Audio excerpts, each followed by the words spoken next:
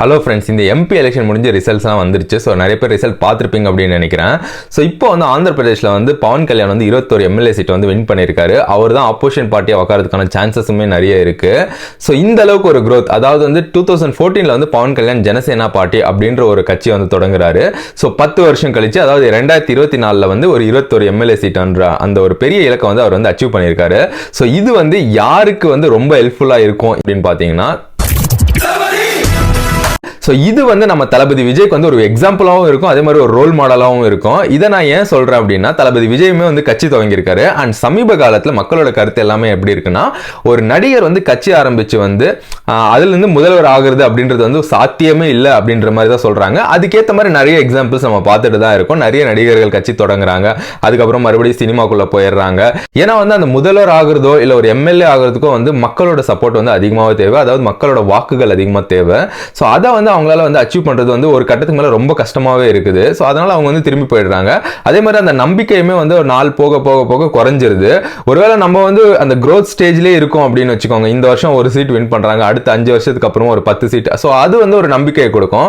ஆனால் ஒரு எலெக்ஷன்லையுமே ஒண்ணுமே நம்ம ஜெயிக்க முடியல, இல்லை வந்து நெகட்டிவா போகுது, அதாவது முதல் எலெக்ஷன்ல ஒரு 2 சீட், அதுக்கப்புறம் வந்து 0 அந்த மாதிரி போகுதுன்னா அந்த நம்பிக்கை வந்து தானா அழிஞ்சிட்டு போயிட்டே இருக்கும். ஸோ இப்போ பவன் கல்யாண் வந்து இவர் அச்சீவ் பண்ணியிருக்கிறது வந்து தளபதி விஜய்க்கு ஒரு பயங்கர பூஸ்டா இருக்கும் அப்படின்னு சொல்லலாம். ஏன்னா வந்து பவன் கல்யாண் வந்து 2014 வந்து கட்சியை தொடங்குறாரு. அப்போ வந்து அவர் வந்து அந்த எலெக்ஷன் 2014 எலெக்ஷன்ல வந்து அவர் நிக்கல, ஆனா வந்து Telugu Desam party and BJP அவங்களோட அலையன்ஸ்க்கு வந்து அவர் வந்து சப்போர்ட் பண்றாரு. ஸோ அதே மாதிரி வந்து பிஜேபி அந்த எலெக்ஷன்ல வந்து, அதாவது பிரைம் மினிஸ்டர் நரேந்திர மோடி ஜெயிக்கிறாரு இல்லையா 2014. ஸோ அந்த எலெக்ஷன் வந்து பிஜேபியும் ஜெயிக்குது, அதே மாதிரி தெலுங்கு தேசம் பார்ட்டியும் ஜெயிச்சு வந்து ஆட்சி அமைக்குது.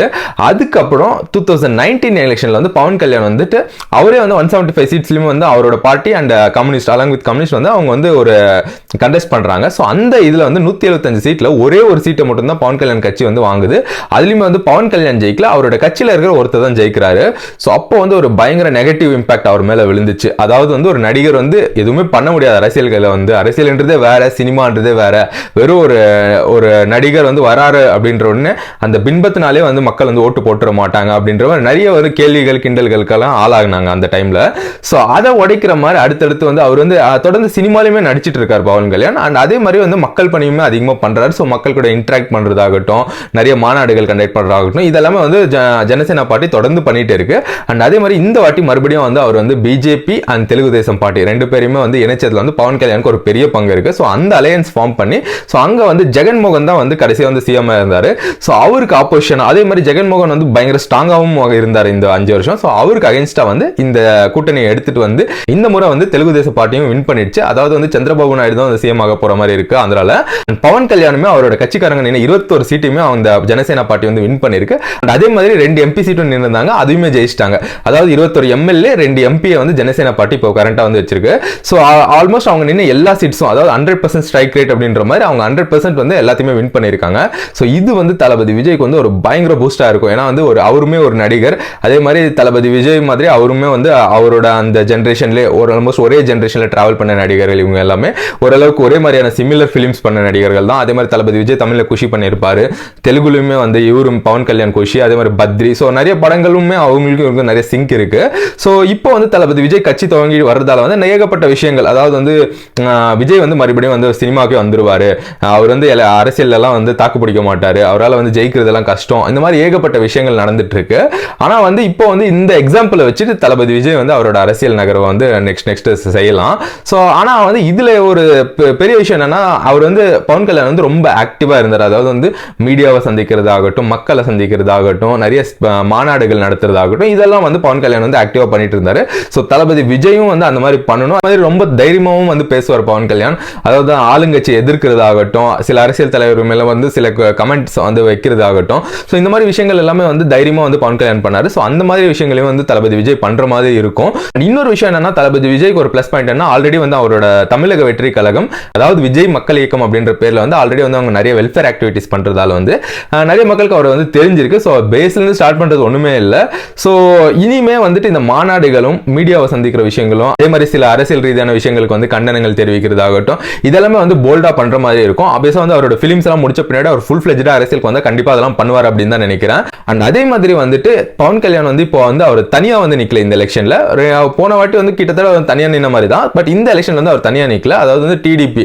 ஆல்ரெடி பல வருஷம் வந்து ஆந்திராவை ரூல் பண்ண டிடிபியோட தான் வந்து அவர் வந்து அலைன்ஸ் பண்ணி நின்னாரு. அதே மாதிரி பிஜேபியோட சப்போர்ட் இருந்துச்சு. ஸோ அந்த வாய்ப்பு தளபதி விஜய்க்குமே தமிழ்நாட்டில் இருக்கு.